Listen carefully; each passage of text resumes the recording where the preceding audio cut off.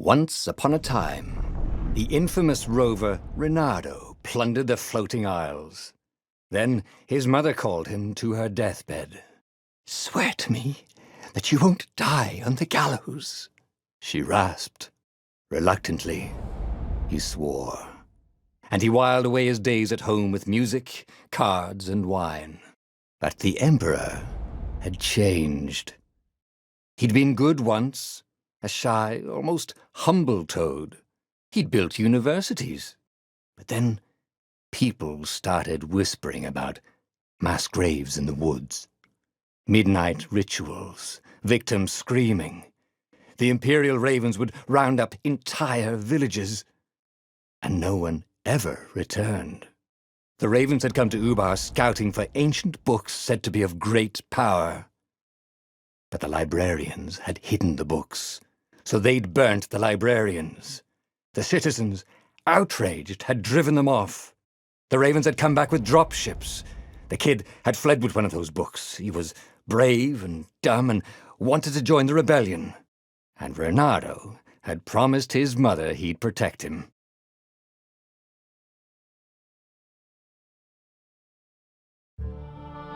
The kid was looking down, watching his city burn. "Sorry, kid," Reynardo told the kid. "Look, if we give them the book, they'll leave you alone." "My mother died for this book!" "I promised her I'd protect you." "Oh, damn it." The kid had run off. With the book, of course. So Reynardo had to run after him.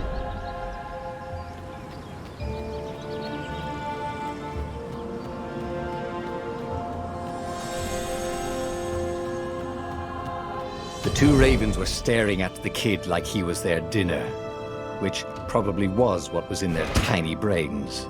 "Hey," Reynardo said. They cocked their heads at him. "Pick on someone as ugly as you." Wait, that didn't come out right. "For the Emperor!" The ravens cawed and rushed at him.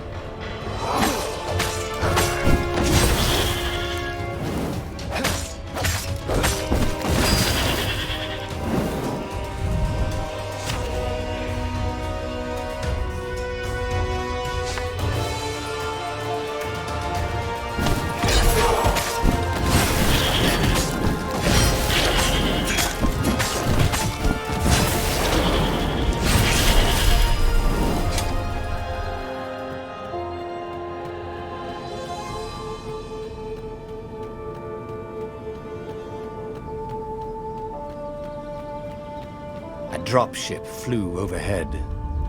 He hoped they hadn't noticed him. The kid.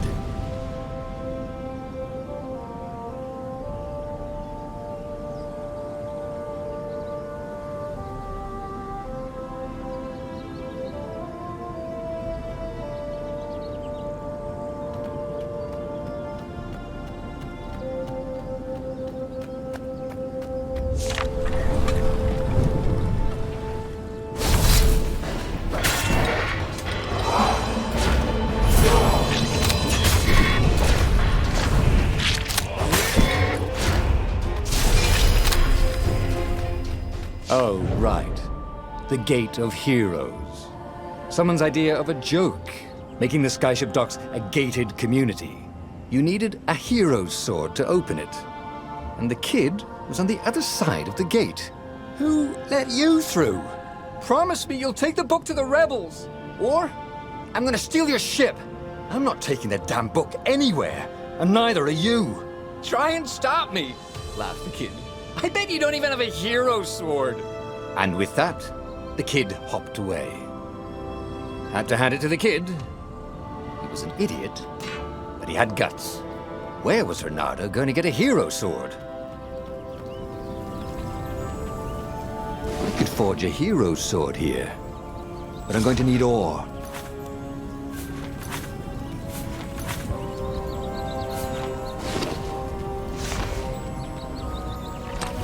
I hope nobody minds if I use this stuff.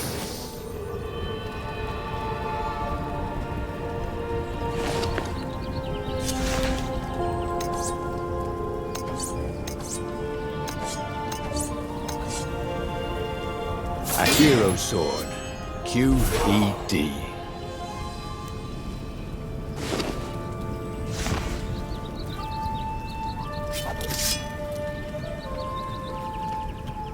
This is what he got for settling down and finding people to care about.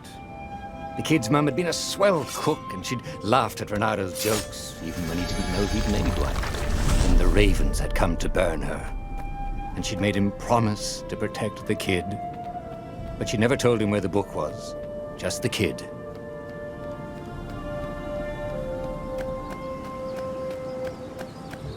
He came up to a ledge. It was too far to jump. There'd been a bridge here before, hadn't there? And there was Peter, giggling at him. "How'd you get across?" he asked the kid. "Where'd you find a hook?" "I hopped," said the kid. Wise-ass kid. "Hey, look out behind you!" "Cute," said Renato. Ah, ravens.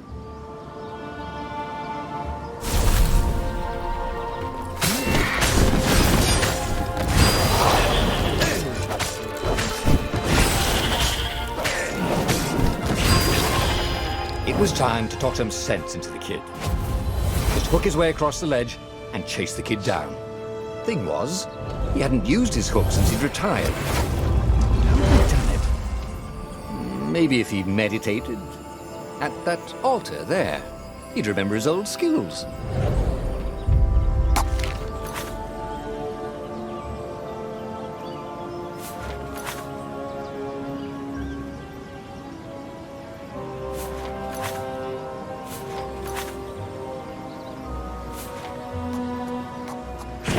Was starting to come back to him.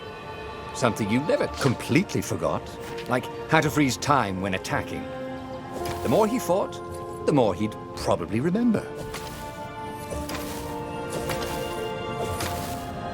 And there was the Farfarer. She was the fastest ship he'd ever known. She could do the Kestra run in 12 furlongs. Oh, so the salesman had told him. And something told him the kid was about to walk into an ambush. "Stop!" he shouted. "I'm not giving you the book!" shouted the kid, and took off. "No! Peter!"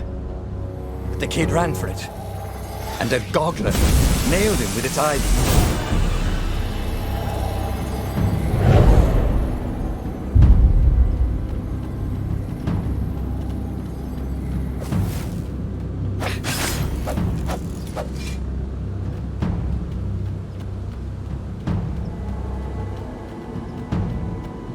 The book was unburned. Next to it were the buckles from the kid's shoes, and a kid-sized pile of ashes. Damn it, why hadn't he lied and told the kid he'd take the book to the rebels? The kid would be alive now. Really pissed off and betrayed, but alive. Oh, damn it. Renato picked up the book. He couldn't let the Empire have it now. He was going to have to get it out of there. He'd be a wanted man. Probably have to join the rebellion just to have a place to dock. Well, he'd hated home life anyway.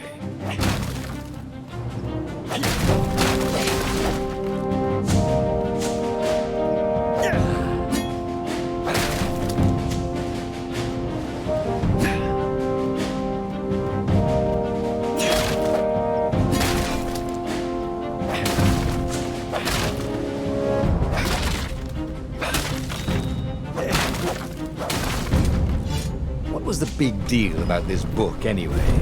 Maybe he should open it and find out. All that had been years ago. How many? The war was a blur, and now 3 Raven scout ships were chasing him. "Where are you running, rebel?" cawed the Raven captain over the loudhailer. Renato could see them cranking up their catapults. "Just going out for milk?" Renato yelled back.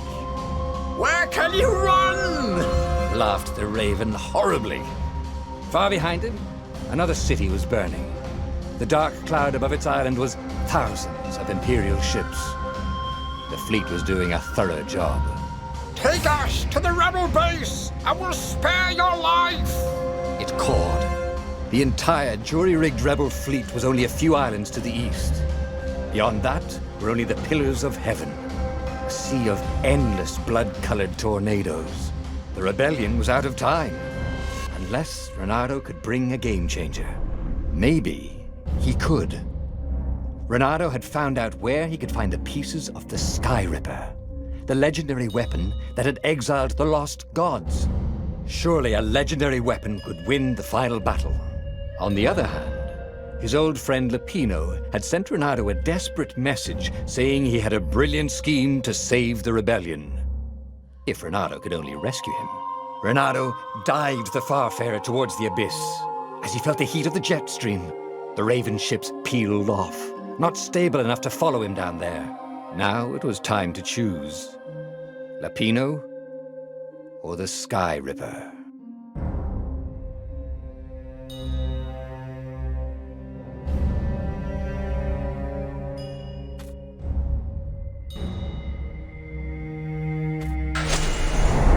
Lapino. Apparently, the Mad Rabbit had sold a Pegasus that he did not exactly own. Lapino always wriggled out of trouble, given time. But he was out of time. The Ravens had figured out that Lapino was a rebel spy. If the fleet reached him first, they'd string him up for that. Never mind the winged horse.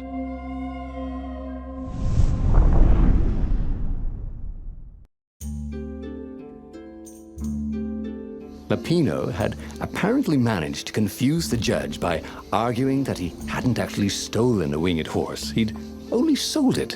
But wait, where was the prison?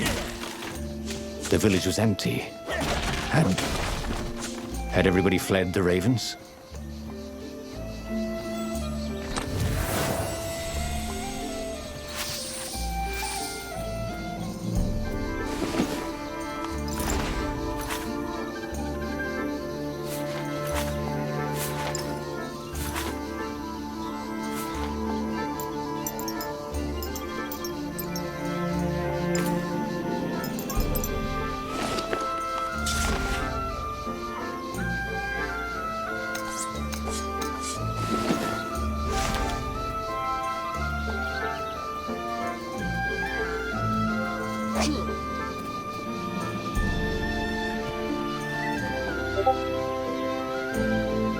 This would be the perfect place for a tic-tac-toe board.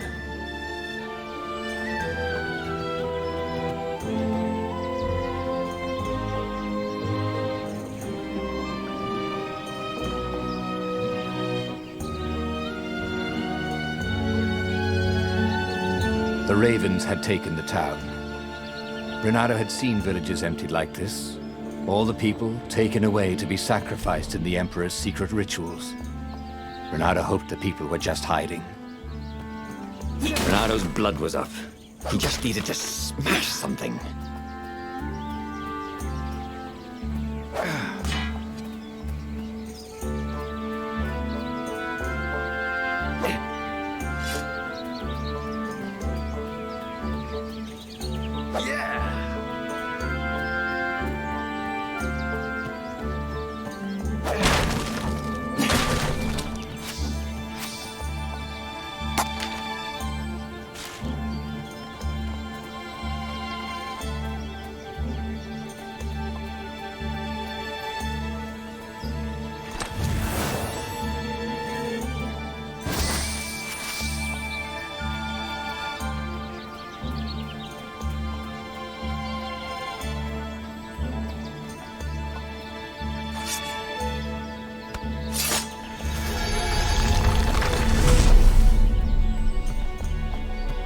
Can't we just agree to disagree? Said Reynardo. No?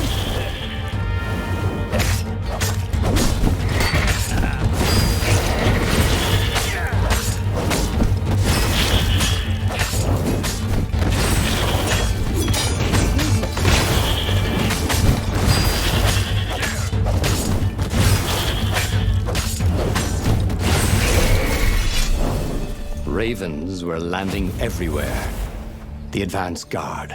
He'd better get moving. If they got to Lapino first, they'd eat him for breakfast. Or a snack. Ravens weren't picky. If they got hungry, they sometimes forgot to interrogate their prisoners. Even top spies like Lapino. Where had the Mad Rabbit got to?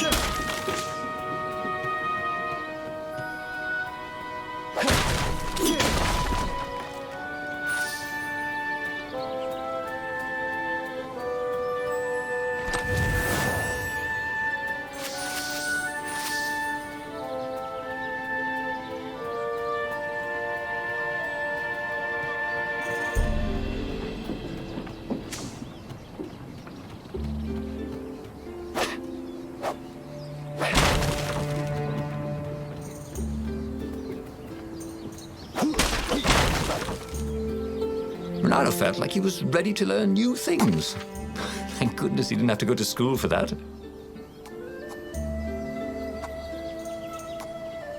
It was starting to come back to him. Something you never completely forgot, like how to freeze time when attacking. The more he fought, the more he'd probably remember.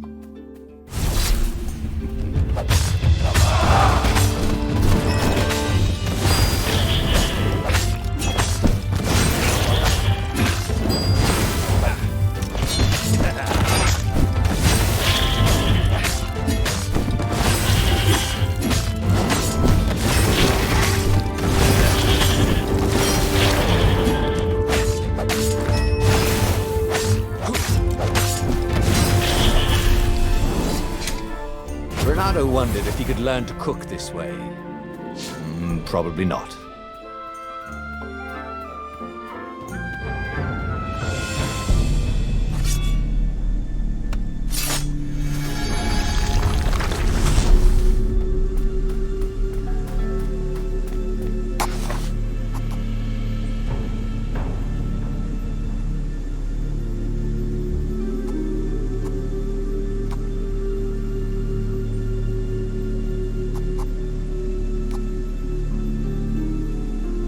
Missed his old skills.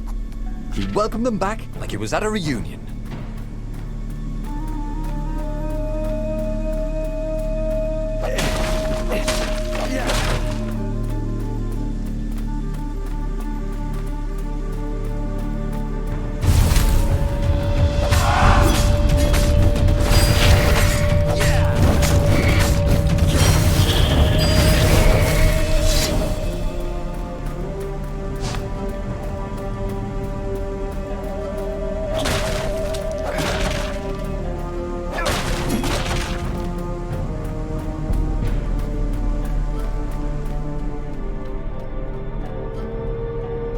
Dirty and bloody, Renato finally reached Lapino. The rabbit was practicing his shuffle. Renato recognized the cards. It was Lapino's favorite deck. Oh, I thought you were in danger. I am. The ravens are coming. Oh, the prison thing. Right, yeah, see, this guard owed me 53 ducats, so we made a deal.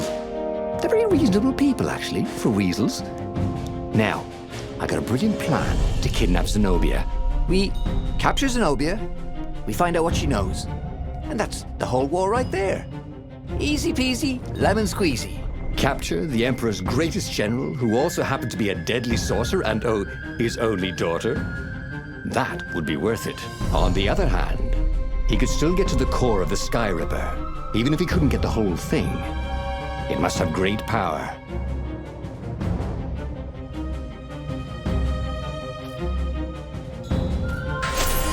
Zenobia wasn't just the Emperor's daughter, of course.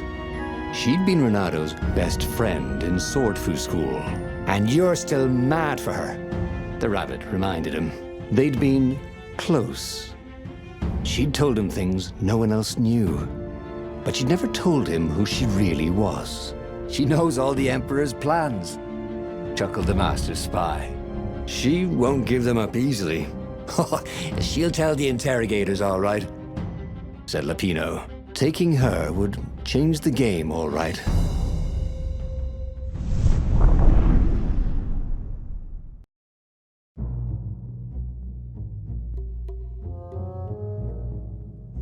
The city was already under Zenobia's control. I had to admire her efficiency. Renato shivered at the thought of Zenobia at the mercy of the interrogators. Could he really turn her over to them? But this was war. It wasn't meant to be pretty.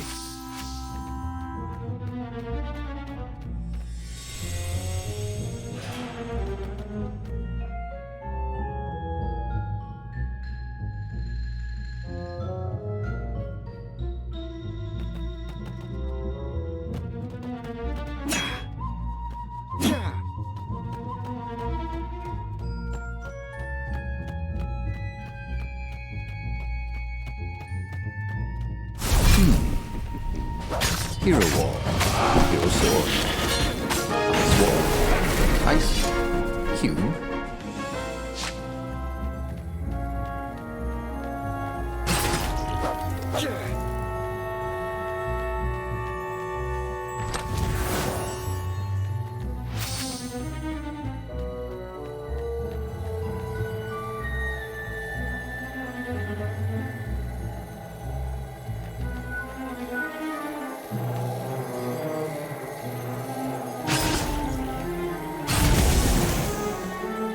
Boy, if looks could kill.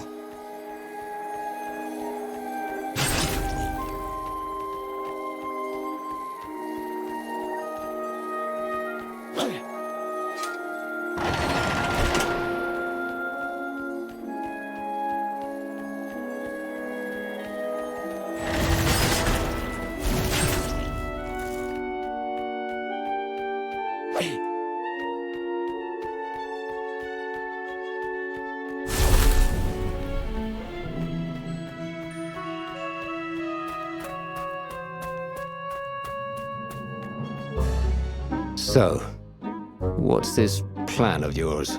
Use me as bait. Said Lupino, and he outlined a slightly complicated plan that involved geese, a net, setting the Farfarer A little bit on fire. Lupino dressing as an old blind toad, and Reynardo hiding inside a monstrous watermelon. What could possibly go wrong? Thought Reynardo.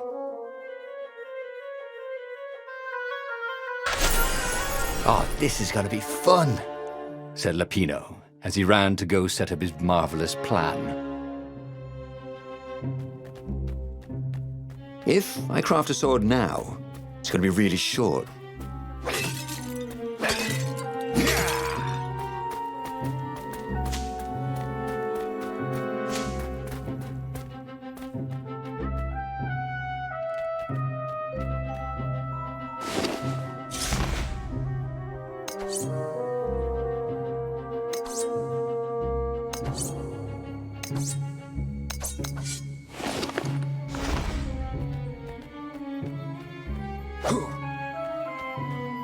He wasn't that good. Yet.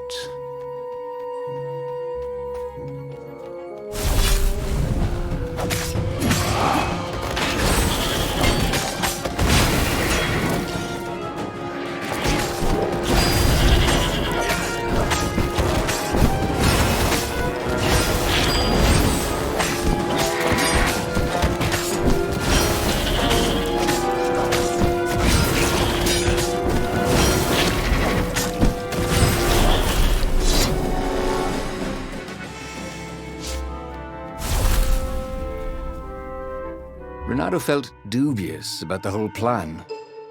With every step, he was waiting for it all to go horribly wrong. But against all odds, Lupino's idiotic plan worked. Zenobia's ravens ran off after the geese, the net dropped, and Reynardo jumped out of the watermelon and put his sword to Zenobia's throat. "Reynardo," she said, "are those new scars? They look good on you. You never returned my velvet jacket. It was my favorite. You look stupid in velvet.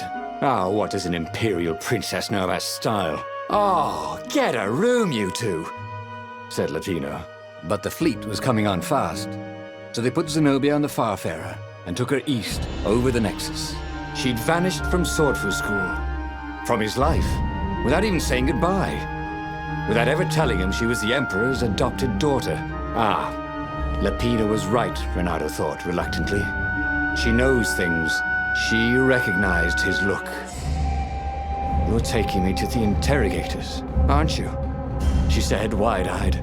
And then she jumped, with horror. Reynardo saw Zenobia plummeting. Then he saw the Nexus below them. Cats always land on their feet. Ah, she'll head for the Imperial outpost, yelled Lupino. You have to catch her.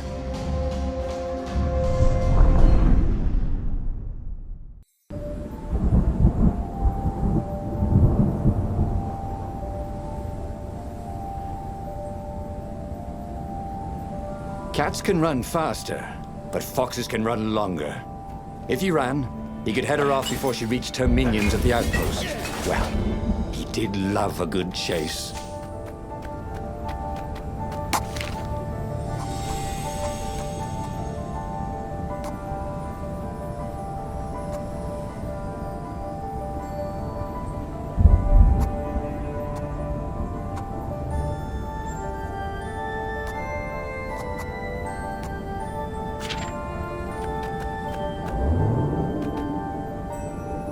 This was definitely better than pulling yourself up in a bucket.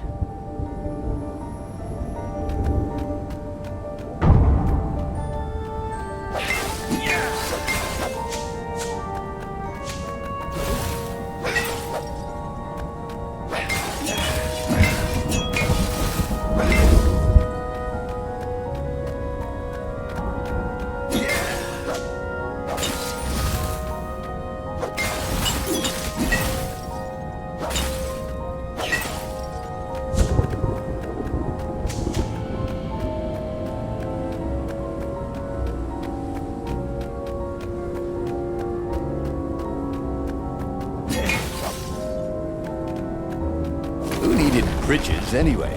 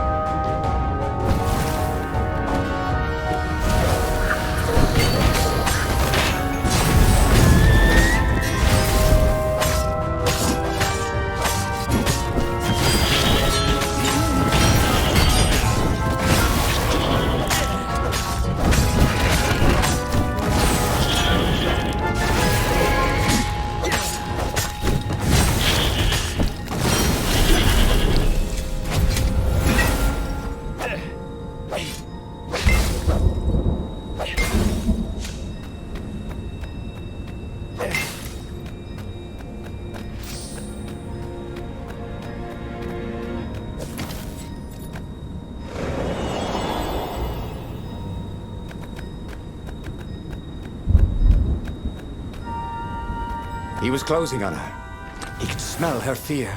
He tried not to think about the interrogators at the secret base. What did they do to her? Maybe it didn't have to end that way. Maybe he could talk to her. But, after all, there were worse things the Imperials had done to friends of his. How could he have let her escape?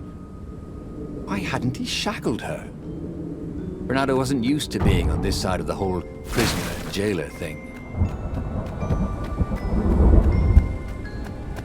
A crafting bench. Bernardo wondered what he could make with it.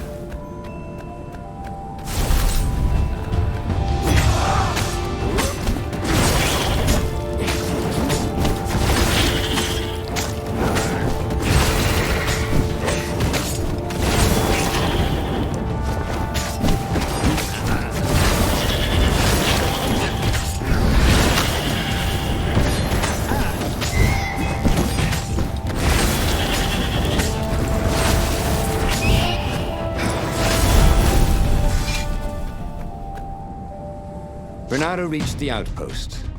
The Imperials there were no match for him. Soon after, Zenobia limped up the path. When she realized he was already in front of her, she didn't even try to run. "Oh, you left without saying goodbye." Again, he said, "Please, you're enjoying this a little too much," she said, shaken. "Oh, spare us the chit-chat, would you?" said Lapino as he shackled her hands so she couldn't throw spells. She knows all his plans. All the way back to the Farfarer, Lapino nagged Renato about how the interrogators would pry all the intel out of Zenobia. How that would turn the tides in the imminent battle. All they had to do was take her to the rebels' secret base. Renato didn't like to think about what the interrogators would do to her. Couldn't he just talk to her?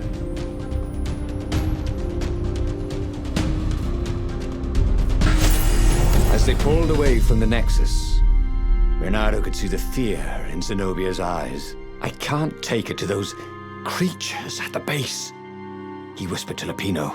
"Ah, you've gone soft. Soft in the head. We captured her for what she knows. I'll take her to the mountains. Tell all the horrible things the Emperor's done. Yeah, believe me, she'll turn." And he turned the wheel. "The hell you will!" shouted Lupino, and he grabbed the wheel back from him. The two of them wrestled for control of the ship. It shot off like a mad sparrow. Suddenly, Renato was falling.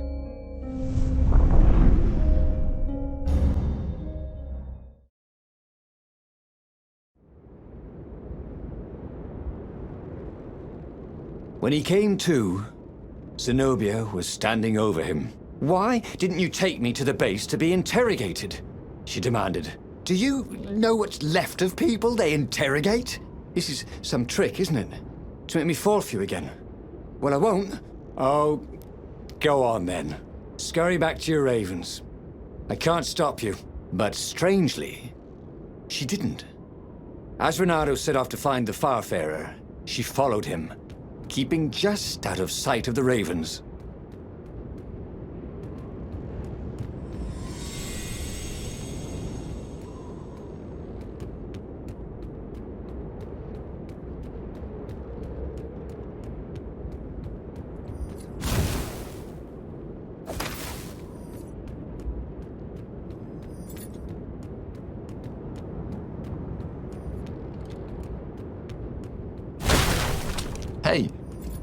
Hey, I'm a firefox, thought Renato.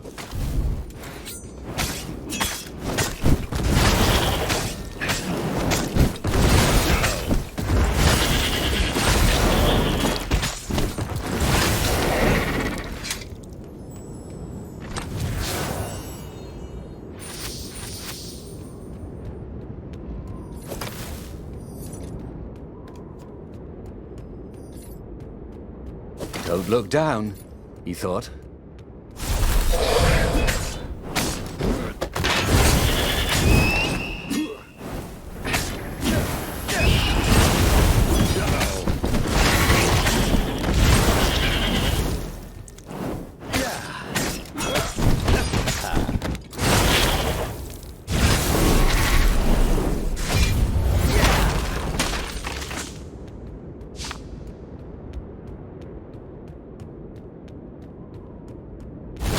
It was definitely easier to fight inanimate objects.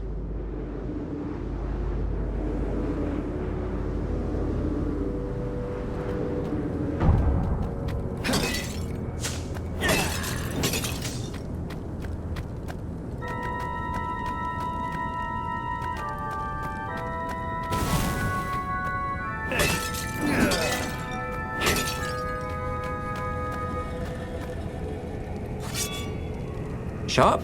Check. Pointy? Check. Flexible? Check. What else do you need in a sword?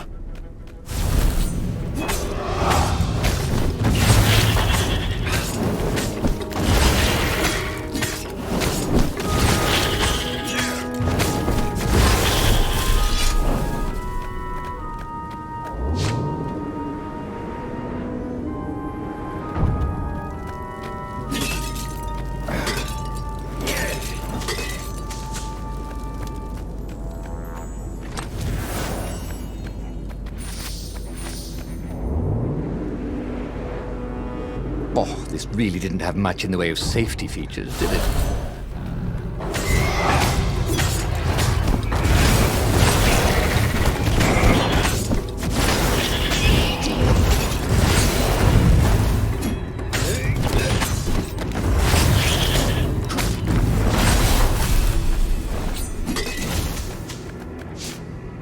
As Renato stopped to sniff the wind, Zenobia came up, still mad.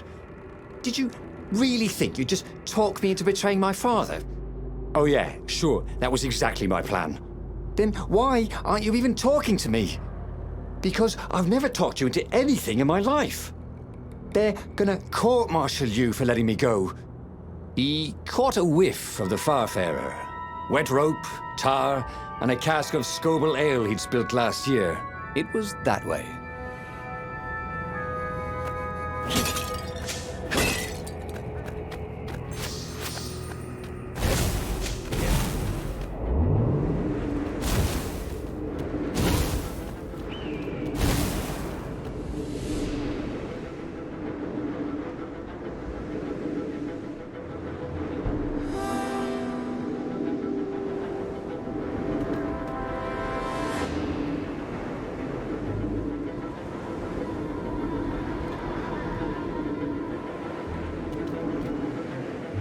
Renado's paws were getting numb. Calaveras really didn't want company, did he?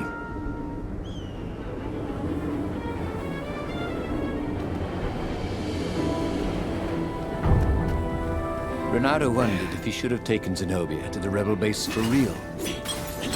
Maybe she wasn't playing him after all. After the bleak talk about the Emperor's dark secrets, he was regretting his suspicions.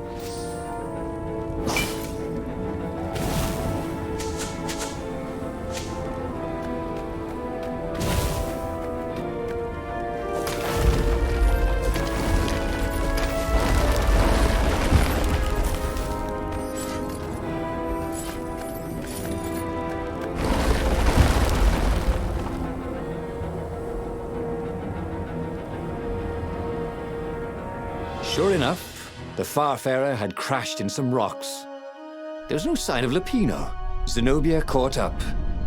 All that kid stuff in Swordfu school. Look, that's the past. We're adults now. We have duties to other people. We have destinies. What are you talking about? And you are the most arrogant, slow-witted, light-fingered, mercenary, immoral, reckless. Run away with me, said Renado, and he realized he meant it. What? Just like that? She demanded. I will, if you will. So she kissed him. And it was the best kiss he'd ever had. They held hands as they boarded the Farfarer. Renado felt light-hearted, like the winds that were playing the rigging like a balalaika. But Lupino, I need to get back to Lupino, he said, suddenly realizing he could have been captured. A prisoner. He's not. How'd you know? He saw something in her eyes he didn't understand.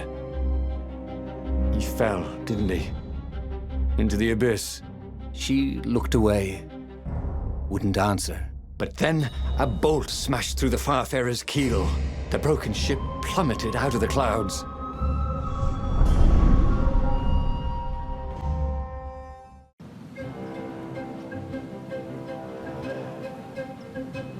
Renado picked himself off the deck.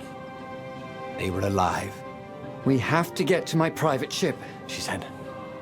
Do you trust me? I guess I must, he said. You go on ahead. Clear the path, she said. I can't kill my own soldiers. He wanted to say that he didn't trust her, that he had no idea what he was getting into. But he had no choice, did he? He was following his heart. That's what it means to be a hero. You had to follow your heart.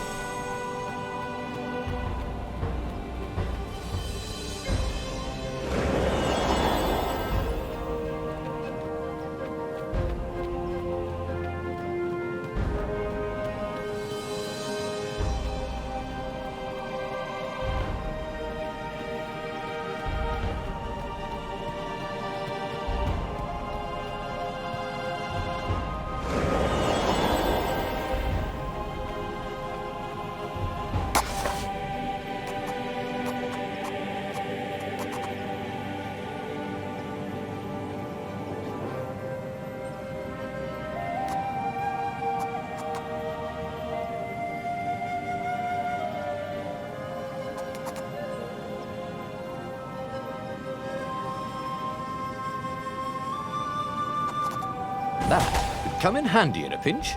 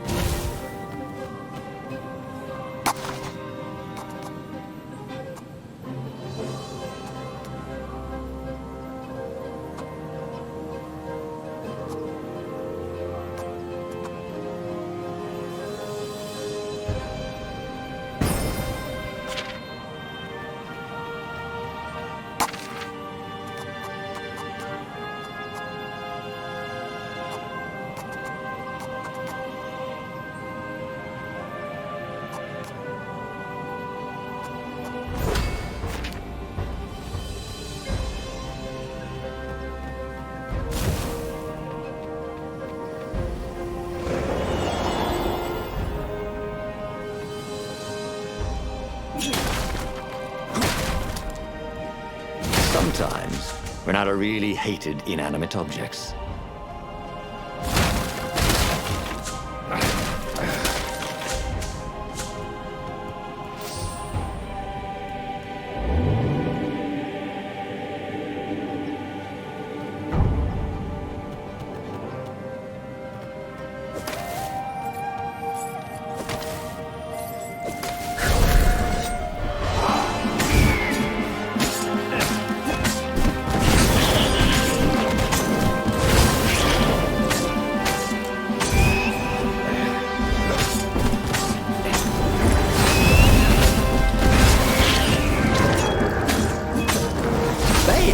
Welcome to Earth.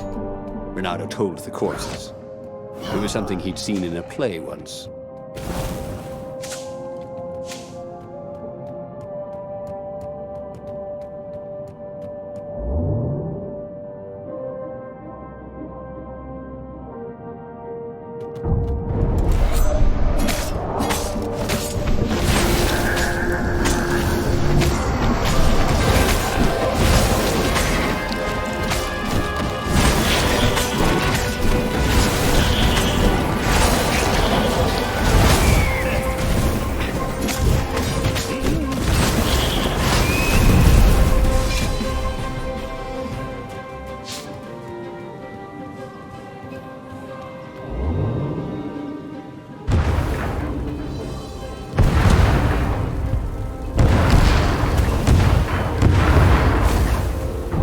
Paused to catch their breath. It was strange to be so close to her. "What are you thinking?" he asked. "I'm trying very hard not to think." "Me too," he said. Up ahead, he could see the thin silver of Zenobia's personal ship. It looked fast. They would leave all this behind.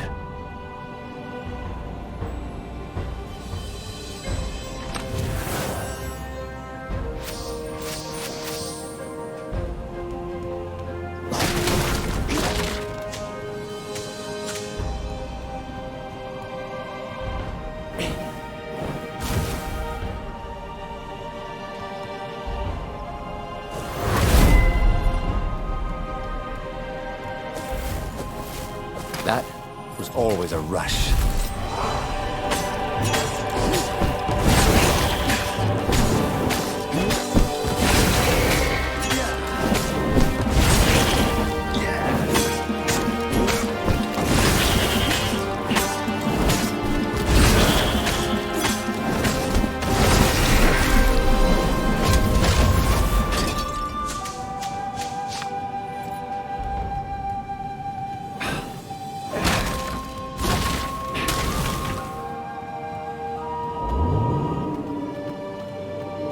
Oh, they really ought to put a railing on this thing, he thought.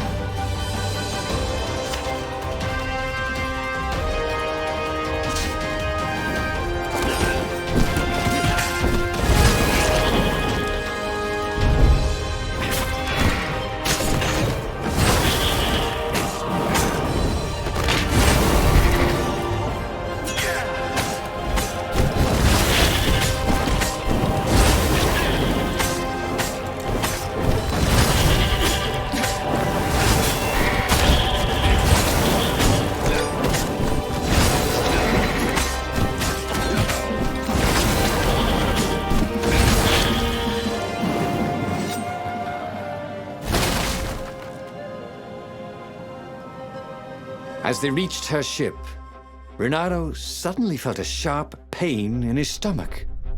He was surprised to see a crossbow bolt sticking out of it. I was going to lead the Empire to our secret base, said Lapino. But no, you had to screw up my plan because you still got a thing for her. Renato stared at Zenobia. The kiss. Was it real? She said, with a look of indescribable sorrow. She gestured and said an arcane word, and Lapino went flying into the abyss, screaming, "I'm telling your father!" Then she knelt down to cradle his head, and her paws felt very soft and warm. Okay, that was weird. He could have sworn he'd just died. Instead, he was on the Farfarer, sailing away from Ubar. And it was still burning. He'd fled burning Ubar years ago, hadn't he? And now he was back there. Had all those years fighting the Empire been nothing but a vision into the future? A useful vision if it was true. He'd learned something. Lapino was a traitor. Renato had suspected there was something wrong with the Mad Rabbit, but now he knew there was malice behind his goofiness.